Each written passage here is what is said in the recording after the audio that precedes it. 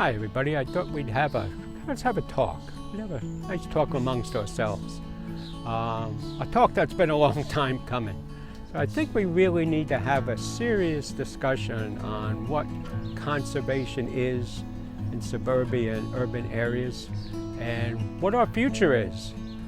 Because there's a lot of people that are throwing up their hands and giving up and saying what can we do. But we could do a lot, and I'm here to tell you that surrendering and throwing up your hands is not an option anymore, and it never was. So the bad news, as most of you know, is that we've lost 3 billion birds since 1970, and that study was finished in 2019. And in the 5 years since, all the studies that show no improvement. Pollinators, bumblebees are down 90%. And anybody knows if they grew up around here or really anywhere in New Jersey, and this really isn't just a New Jersey thing. I can tell you this stuff is going on all over the country and probably all over the world.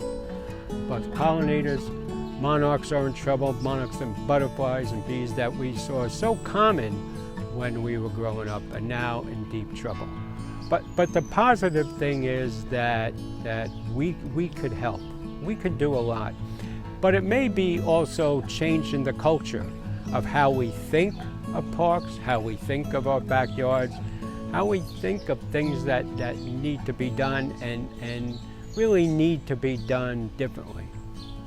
And I think that we need to, first of all, recognize and understand that our backyards are part of a habitat. You know, we can't separate things that we do to our backyard from the bigger environment.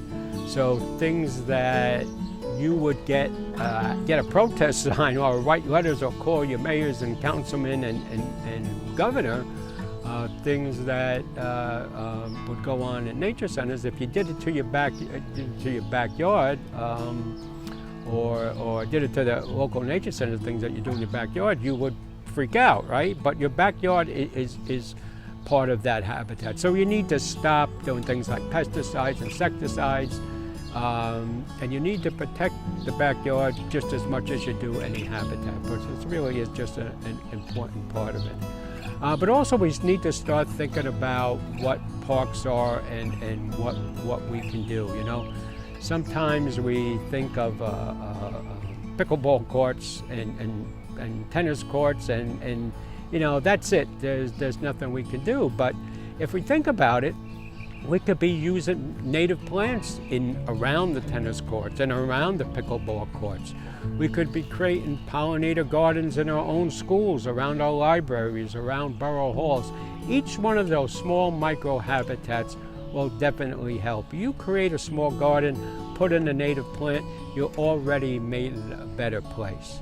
So let's really start thinking of what we can do together to make things better. Stop the pesticides and insecticides. Stop those big, giant, wasteful lawns that really do nothing, in fact, do the opposite to help wildlife. Stop with the rat poisons in our communities that are poisoning raptors. All these things, and plant native trees. Your town want to put in trees, put in native trees. You want to put in shrubs and flowers in your town, make sure it's native. And we could do these things. Look, we have the New Jersey Turnpike Authority planting milkweed along the turnpike. We can do anything that we want to do. And sometimes change isn't easy, but I'm here to tell you that unless we do that, things aren't going to get any better. If we're serious about climate change, you know, I'm going to tell you that a nice solar panel isn't going to make up for wildlife habitat. Solar panels have their place, for sure, but not taking up wildlife habitat, and not in place of wildlife habitat. Nothing can make up for that. But we need to, partner with government. Government plays a big part in that, absolutely. Whether it's federal, state, or county government and your local towns, we need to partner with them and put the pressure on them to save habitat, save the trees, just stop the nonsense. You know, but that's up to us. Sitting on our hands again and sitting back is not an option anymore. And look, it's easy to give up. And look, head of a conservation organization, you know, it's easy some days to throw up your hands and get frustrated. But also I see the good things going on all the time, every day. Our real strong environmental movement is grassroots. So don't be looking for some super person that's going to lead you into the promised land of environmental activism. It's you. It's up to everybody in your own community to get out there, plant a native plant, get involved, tell your elected officials what we should be doing and how to do it. And we could really change the whole culture, change what we do, and make things better as fast as you can. So we're going to save the birds, we're going to save the butterflies, we're going to save the bees. It's up to all of us. Get going. Don't sit on your hands. Get going, and I'll see you out there.